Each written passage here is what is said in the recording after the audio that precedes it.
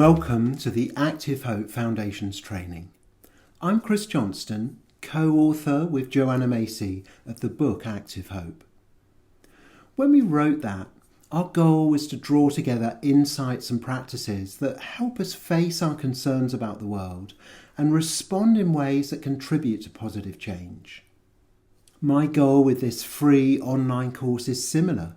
It's to present through a series of useful and engaging videos, a course that takes you on a journey designed to nourish and strengthen your ability to make a difference. Before I say more about what we've got here, I want to start by asking why. Why even have a course about facing and responding to world problems?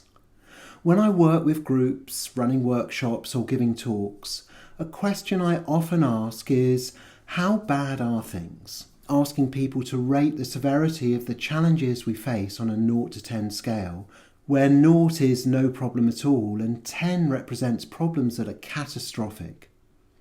Considering your concerns about our world situation and the challenges we face, however you see them, where would you place the dial on this problemometer? At this end of the scale, there's not much of a problem. Here, in the middle, there's more significant issues.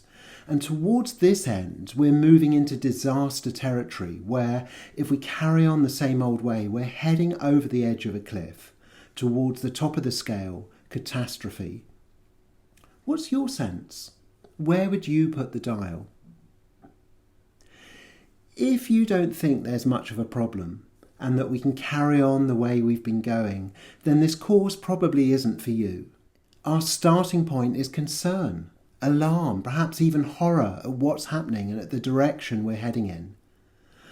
I've done this scale with lots of groups who are engaged in addressing world issues. The average response is on the high end of the scale, about 7 to 8, sometimes more. The first reason to have a course like this is that the stakes are high. We're in danger. We're in serious trouble. What kind of problems are we talking about? The important question here is, what are the issues that concern you? Because this course isn't so much about what the problems and issues are.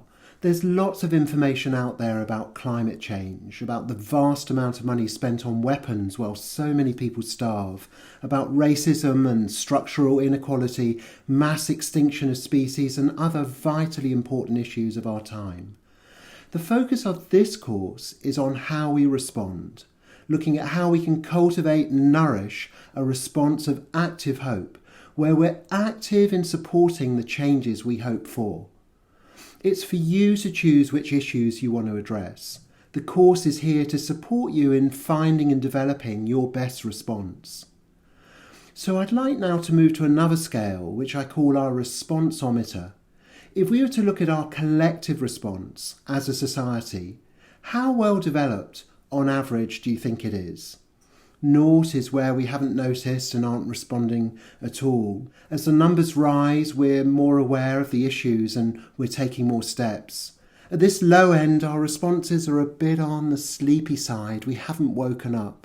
Whereas over here, there's a mass mobilisation of creative and committed engagement of people, governments, businesses, organisations, communities everywhere. Everyone's involved. We've really got it that the stakes are high and that we're rising to the occasion. What's your sense? Where would you put the dial for our overall collective response? When I've asked groups this question, the average response is somewhere between 2 and 3. That's an average that hides huge variation with plenty of examples of inspiring activity, but the dominant response with many of the big issues is rather muted. So there's a mismatch. There's a mismatch between the size of the problem and the size of the response. As American author and activist Joanna Macy says, of all the dangers we face, from climate chaos to nuclear warfare, none is so great as the deadening of our response. So that's the second reason for this course. There's a need to look at this issue of the blocked response and also how we can cultivate its opposite. We can take on the project of understanding what gets in the way, And then also to look at how to enliven, encourage, nourish and nurture our desire for, our capacity for, and our practice of making a difference. That's what I mean by active hope training. So there's a third scale I'd like to bring in, which is about how you rate your own response. When you consider issues that concern you, where would you put the dial of your own response to these, on your own responsometer? I know for me it fluctuates. Sometimes I'm more engaged and active and inspired. Sometimes I collapse in a heap or turn the other way. We're going to be looking at what makes a difference.